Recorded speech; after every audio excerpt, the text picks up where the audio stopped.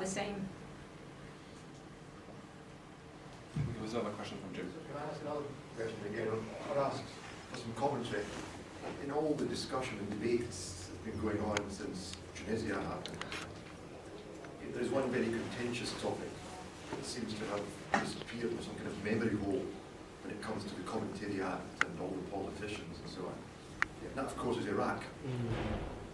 And the purpose of the neoconservative experiment in Iraq was indeed to create a constitutional democracy, to some degree a liberal democracy, and to have the effects ripple out throughout the region.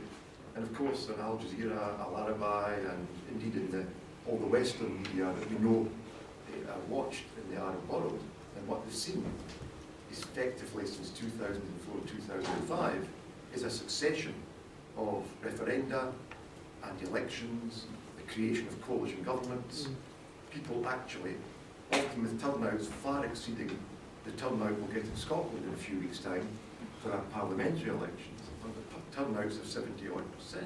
We've seen people expressing their opinions and their views and their rights to actually change governments.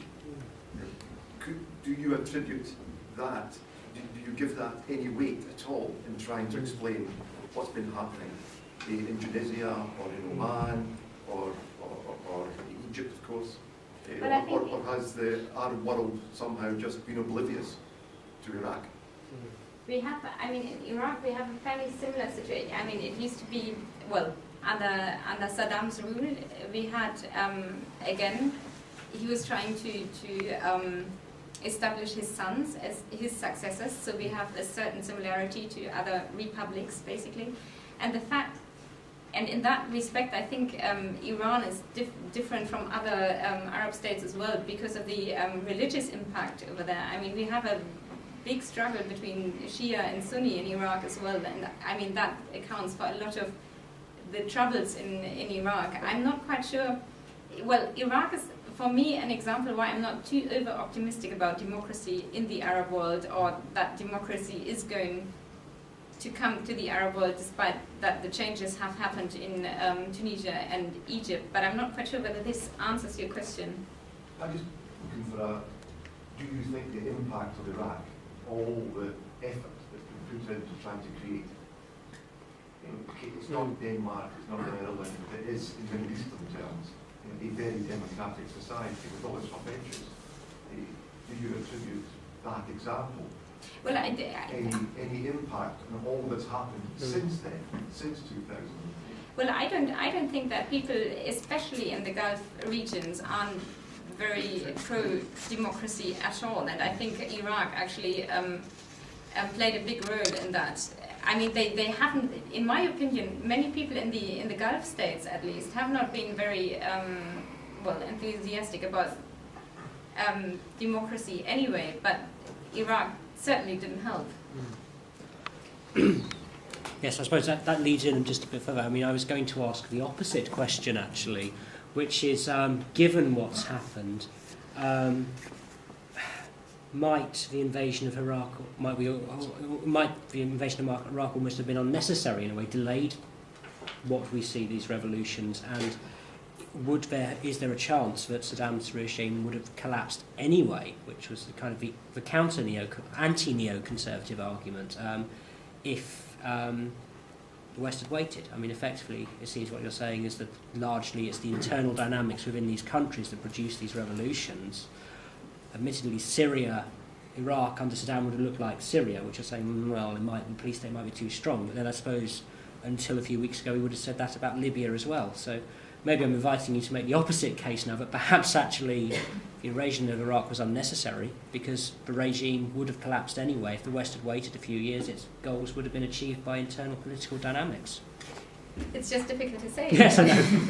The thing is, it's at the moment I find it very difficult to say because there are so many people saying like who's next or what's next or whatever, and theoretically I'd say Syria. Practically I'm not sure at all. In that respect, it's very difficult to say what would have happened. It's difficult to say anyway what would have happened, but yeah, I'm quite sure that there was a lot of conflict going on even without the invasion and everything. So I mean, we're sure about that, but I guess it's hard to say whether, in which direction it would have gone. Yeah. Hi, yeah. You included Libya in the Arab nation, but in light of the Arab League coming out against him in the UN resolution yesterday, and in light of Gaddafi sort of eschewing the Arab League in favour of the African Union, do you think that's got anything? Do you think that that's influenced his response to the uprising?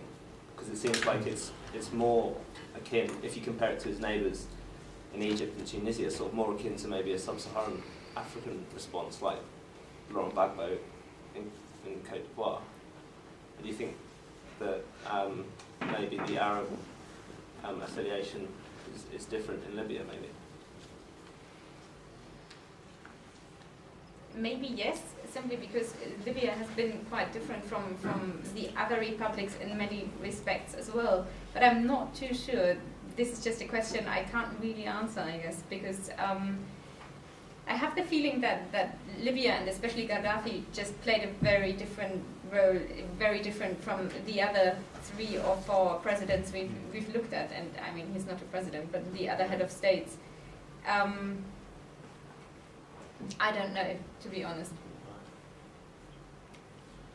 What about WikiLeaks? Some people think Tunisia was the first WikiLeaks revolution because WikiLeaks exposed this corruption and suddenly they saw what these guys nicked. Do you think there's some support for this thesis that exposure of corruption in these documents had some influence, or is it just media hype? I personally don't think that WikiLeaks played a major role in the uprising. It's, I mean, with view to Egypt, a lot of people talk about Facebook and Twitter and everything, and I'm sure they played a major role in helping the revolution. But I personally think that, for example, Al Jazeera, especially Al Jazeera Arabic, is much more influential in, especially in Egypt and Tunisia, I'm not sure, but definitely in Libya as well, than WikiLeaks, Facebook or Twitter. So it's not new media, it's just... but what was the trigger? Because of this domino effect now, what was triggering it? Was it just... Tunisia, you mean? Or, yeah. Was it by accident or...? Well, I think, I mean, no one... Well, I certainly didn't predict it, but I think what you can see in both in Tunisia, Egypt and Yemen as well, you have long-serving presidents, or you've had long-serving presidents, so the question of what comes next became more and more pressing in a way. You have a very, very young population, you have very high unemployment, and then with view to the overall economic situation, you also had rising prices. So I don't really think there was one trigger. I think there were many, and I can't really answer your question, but I think that it's no coincidence on the other hand. At the same time, in Tunisia, for example, the fact that that Ben Ali, there was a power struggle behind the scenes in Tunisia, there was a power struggle behind the scenes in Egypt, there is a power struggle behind the scenes in Yemen, and Libya, I'm not sure, but well, you can see the results. So I think the fact that they have been in power for such a long time does play a certain role. And that may be a reason why Syria is not as pressing at the moment, because I mean, Bashar al-Assad is just, he's there, he's in charge. And to some, he seems to be the sort of reformist president, which he's not, but I think that helps. So basically, I guess that the trigger is just a combination of things that is similar in many countries or in the republics, but it's probably not just the only reason, but I haven't found it yet.